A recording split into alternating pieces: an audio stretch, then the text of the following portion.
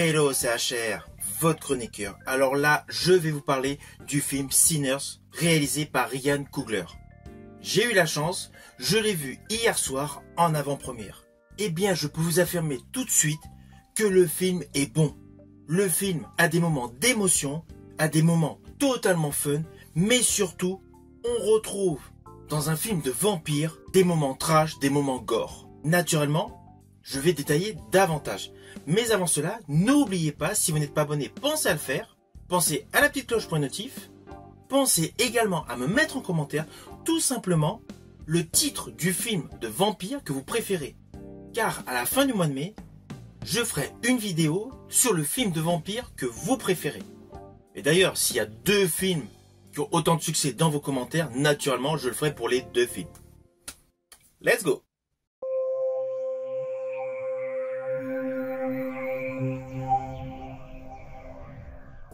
Alors tout d'abord, sur le côté technique de ce film, sachez qu'il a une durée approximative de 2h18.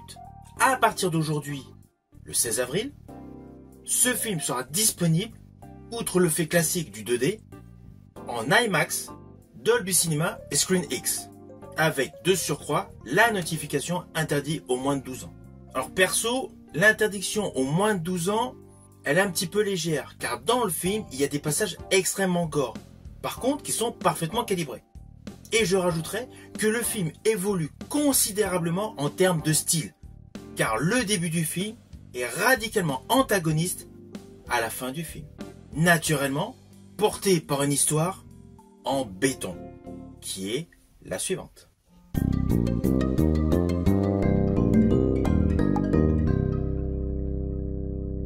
Alors naturellement, je vais vous expliquer l'histoire de manière assez synthétique.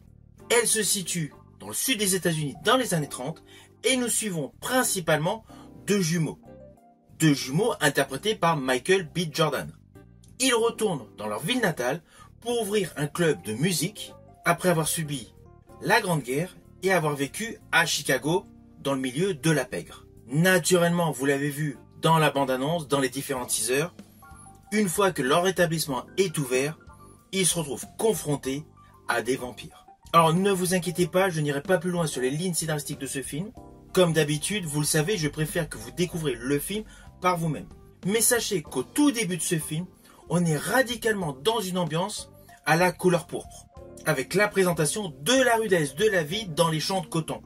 Les plans visuels font essentiellement penser à la couleur pourpre et à Dans la chaleur de la nuit avec Sidney Poitier. Implicitement, le début de ce film crée un réel hommage à ces deux films. S'ensuit une présentation des deux jumeaux, Elijah et Elias, qui ont une vie affective initiale totalement antagoniste. L'un des deux fut papa, a perdu son enfant, il était amoureux d'une femme considérée comme une sorcière, mais une gentille sorcière, tandis que l'autre était amoureux d'une mulâtre qu'il a dû quitter. Mais les amours de jeunesse des deux personnages interprétés par Michael B. Jordan, naturellement, sont dans cette ville natale. De ce fait, tout ce petit monde se retrouve.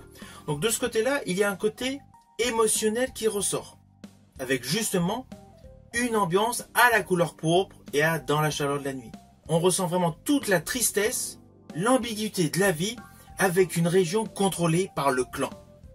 Alors perso, j'ai trouvé que cette accroche de départ était top.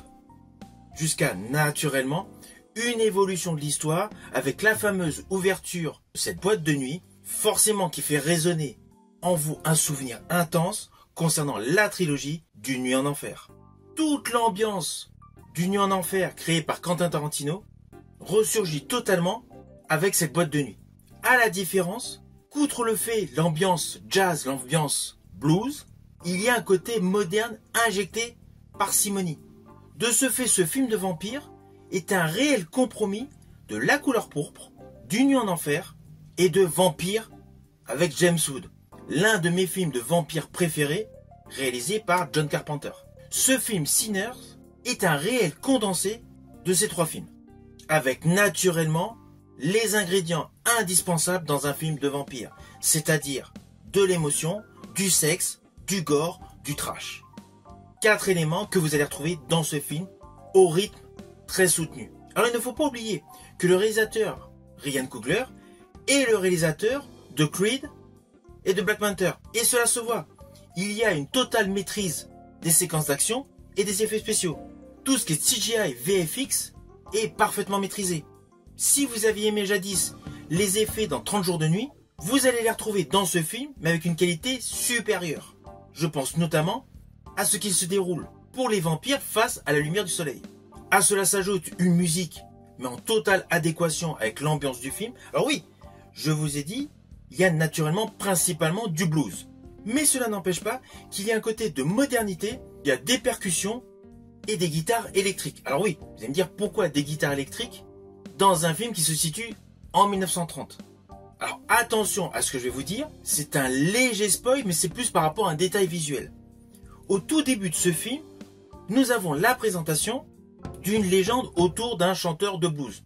Et justement, à un moment bien précis dans le film, dans la boîte de nuit, dans ce pub des années 30, au moment où le fils du pasteur joue de la musique, il y a un réel mélange de styles, de cultures et de coutumes. Vous allez retrouver plusieurs types de musique s'entremêler dans cette fameuse boîte de nuit. Alors oui, c'est évident que les protagonistes dans l'histoire de 1930 ne les voient pas, mais c'est fait pour le spectateur. Vous avez une présentation de différents musiciens de différentes époques sur le même rythme avec des sonorités totalement différentes. Et d'ailleurs, ce plan séquence est mon plan séquence préféré dans le film, car la caméra semble virevolter tout autour de tous les artistes jouant la même musique avec des instruments de différentes époques. Alors vous voyez, ce n'est pas un spoil de folie, mais voilà, il y a ce détail visuel avec la musique des musiciens passés et des musiciens futurs, qui est en totale adéquation avec cette séquence. C'est un plan séquence de toute beauté. Il démontre une réelle maîtrise de Ryan Coogler. Alors d'ailleurs, tout au long de ce film, il y a plusieurs plans séquences. Je pense notamment lorsqu'une femme sort d'une boutique pour rejoindre l'autre boutique. On est vraiment dans le style de ce qu'avait fait Brian De Palma avec son intro pour Le Bûcher des Vanités. Dans ce film, il y a une réelle maîtrise visuelle.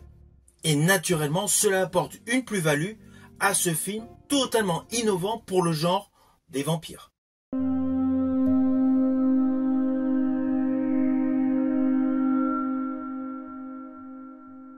Alors côté casting, Michael B. Jordan est exceptionnel. Il assure deux compositions totalement antagonistes. Un frère très impulsif face à un frère beaucoup plus réfléchi. On va pas se mentir, il porte totalement le film.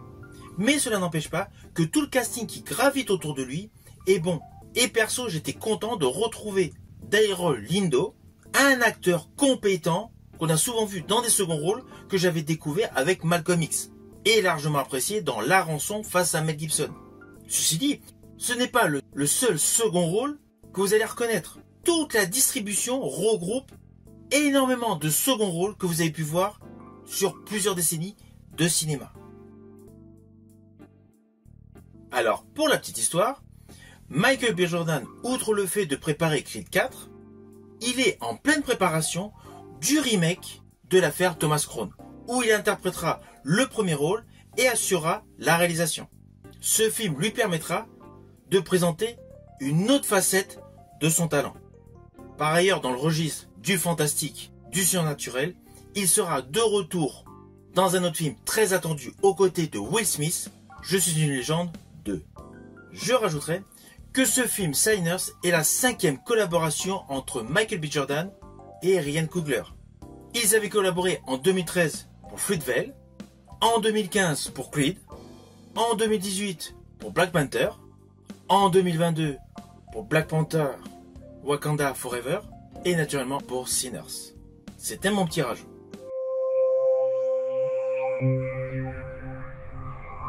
Alors au final, naturellement, c'est un film que je vous invite à découvrir au cinéma. Et si vous avez la possibilité de le voir en IMAX, profitez-en, car l'esthétique est extrêmement soignée. Les effets sont de très bonne qualité et il y a une réelle profondeur thématique. C'est un film incontournable. Si vous avez aimé ma vidéo, n'oubliez pas, petit pouce vers le haut, pensez au partage.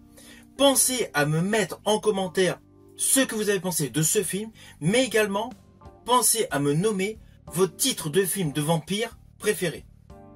Quant à moi, je vous dis à bientôt pour une prochaine vidéo.